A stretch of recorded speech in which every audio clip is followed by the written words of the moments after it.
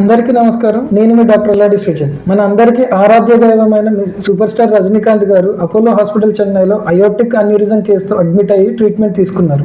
ఇప్పుడు చాలా మందికి ఉన్న క్వశ్చన్ ఏంటంటే అయోటిక్ అన్యూరిజం అంటే ఏంటి? మన హార్ట్ నుంచి బాడీ మొత్తానికి బ్లడ్ సప్లై చేసే లార్జెస్ట్ వెజల్నే అయోటా అంటాము. అది ఎప్పుడైతే చాలా ఉబ్బిపోతుందో దాన్ని అయోటిక్ అన్యూరిజం అంటాము. అలా అవ్వడం వల్ల మెల్లగా ఉబ్బిపోయి ఒక్కసారి అది రప్చర్ అయిపోయి బ్లడ్ లాస్ అయిపోయి పేషెంట్ ఇమీడియట్గా చనిపోవడం అనేది జరుగుతుంది. సో అలా జరగకుండా ఉండడానికి ఇమీడియట్గా డాక్టర్స్ డయాగ్నోస్ చేసి స్టెంట్ వేయడం అనేది జరుగుతుంది. స్టెంట్ వేయడం వల్ల అది రప్చర్ కాకుండా బ్లడ్ లాస్ కాకుండా ప్రివెంట్ చేయొచ్చు. అసలు అయోటిక్ అన్యూరిజం ఎందుకు వస్తుందంటే మేజర్గా smoking, drinking and the most important cause వచ్చేసి హై బీపీ. సో ఈ బీపీ ఎక్కువ ఉండడం వల్ల దానిపైన మెల్లమెల్లగా స్ట్రెస్ పెరిగేసి అది దాని సైజ్ పెరగడము, ఉబ్బడము, రప్చర్ అవ్వడం అనేది జరుగుతుంది. సో దాన్ని ప్రివెంట్ చేయడం ఎలా అంటే స్మోకింగ్ చేయకుండా, డ్రింకింగ్ చేయకుండా, అలాగే రెగ్యులర్గా